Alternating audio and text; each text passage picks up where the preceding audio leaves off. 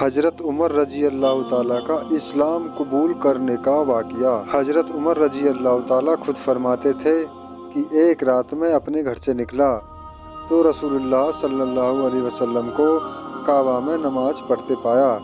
میں آپ کے پیچھے کھڑا ہو گیا۔ آپ نے سورۃ فاتحہ پڑھی تو مجھے اس سورت پر بڑی حیرت ہوئی۔ میں نے دل میں کہا کہ یہ شخص شاعر ہے۔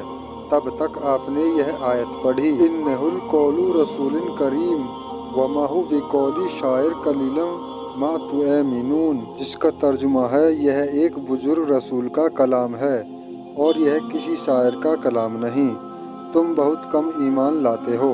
حضرت عمر کو یہ خیال ہوا کیا یہ کاہن ہے کہ میرے دل کی بات جان گئے، لیکن اس کے بعد ہی آپ نے یہ پڑھا، وَلَا بِقَوْلِ کَاہِنٍ قَلِيلًا مَا تَذْكُرُونَ تنزیل من رب العالمین، جس کا ترجمہ ہے اور نہ کسی کاہن کا کلام ہے، تم بہت ہی کم دھیان کرتے ہو، اتارا ہوا ہے ساری دنیا کے لیے رب کی طرف سے۔ حضرت عمر کہتے ہیں کہ ان آیتوں کے سننے سے مجھ پر بڑا اثر ہوا۔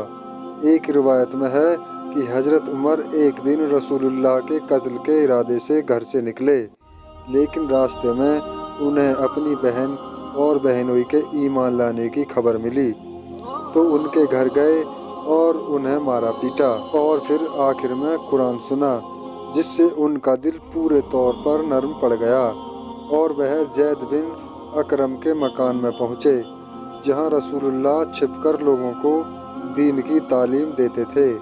پھر وہاں پہنچ کر آپ نے اسلام کا کلمہ پڑھا۔ حضرت علی کا بیان ہے کہ حضرت عمر کے علاوہ کسی نے کھل کر ہجرت نہیں کی۔ حضرت عمر نے جب ارادہ کیا تو ہتھیار باندھا، تیر کمان لیا اور پھر مسجد حرام میں آئے جہاں قریش کے لوگ بیٹھے ہوئے تھے، طواف کیا، نماز پڑھی، پھر ان لوگوں سے کہا، جو کوئی اپنے ماں باپ کو بے بلد اور اپنے لڑکوں کو یتیم اور اپنی بیوی کو بیوہ کرنا چاہے تو اس وقت وہ آ کر مجھ سے ملے۔ کسی کی ہمت نہ ہوئی کہ وہ کچھ کہتا۔ اپنی خلافت کے زمانے میں جب حضرت عمر ملک شام میں پہنچ رہے تھے تو اس ملک کے ذمہ دار آپ کے استقبال کے لیے نکلے اور انہوں نے کہا، آپ اونٹنی چھوڑ کر گھوڑے پر سوار ہو تاکہ لوگوں پر شوکت اور ہیبت ظاہر ہو۔ حضرت عمر نے فرمایا، ہم وہ قوم ہیں جسے خدا نے اسلام کے ذریعے عزت بخشی ہے۔ احتیاط اتنا کرتے تھے کہ جب اسلامی فوج شام کی طرف روانہ ہوئی تو آپ کے بیٹے عبداللہ بن عمر نے کہا، لشکر کے ساتھ میں بھی جہاد میں جانا چاہتا ہوں۔ تو حضرت عمر نے فرمایا، مجھے ڈر ہے کہ تو کہیں زنا میں گرفتار نہ ہو جائے۔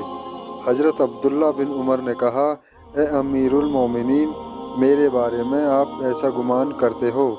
حضرت عمر نے فرمایا، ممکن ہے کہ مسلمانوں کو فتح حاصل ہو اور کوئی لڑکی بکے اور لوگ تیرے ساتھ تجھے خلیفہ کا بیٹا سمجھ کر قیمت میں رعایت کریں اور تو ظاہری حکم کو دیکھتے ہوئے خرید کو صحیح سمجھے اور اس لڑکی کو ہاتھ لگائے تو حقیقت میں یہ زنا ہوگا۔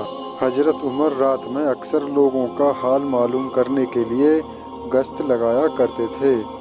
ایک رات وہ گزر رہے تھے کہ ایک عورت اپنی بیٹی سے کہہ رہی تھی، اٹھ دودھ میں پانی ملا دے۔ بیٹی نے کہا، کیا تجھے خبر نہیں ہے کہ امیر المومنین نے منادی کی ہے کہ کوئی دودھ میں پانی نہ ملائے؟ ماں نے کہا، اس وقت نہ امیر المومنین ہے اور نہ منادی ہے۔ لڑکی نے کہا، ہمارے لیے یہ مناسب نہیں کہ ہم ظاہر میں تو فرما برداری کریں اور تنہائی میں نافرمانی، اللہ تو دیکھ رہا ہے۔ حضرت عمر اس بات سے اتنا خوش ہوئے کہ اس لڑکی سے اپنے بیٹے عاصم کا نکاح کر دیا۔ اسی لڑکی کی نواسی حضرت عمر بن عبدالعزیز کی ماں ہوئیں، جو بہت نیک خلیفہ ہوئے اور جنہوں نے حضرت عمر کی یاد تازہ کر دی۔ حضرت عمر جب کسی کو حاکم بنا کر بھیجتے تو اس کو لکھتے تھے کہ عیش اور سجاوٹ سے دور رہو، قیمتی اور باریک کپڑا مت پہنو मैदे की रोटी मत खाओ, तुर्की घोड़े पर मत सवार हो, अपने दरवाजे पर चौबदार मत बिठाओ ताकि लोग आसानी से अपनी ज़रूरतें बयान कर सकें, अदल और इंसाफ के खिलाफ मत जाओ। दोस्तों, यह वाक़या आपको कैसा लगा कमेंट करके हमें ज़रूर बताएं। वीडियो को लाइक और चैनल को सब्सक्राइब ज़रूर कर लें, क्योंकि इस तरह की वीडियो हम हमेशा आपके लिए लाते रहेंगे।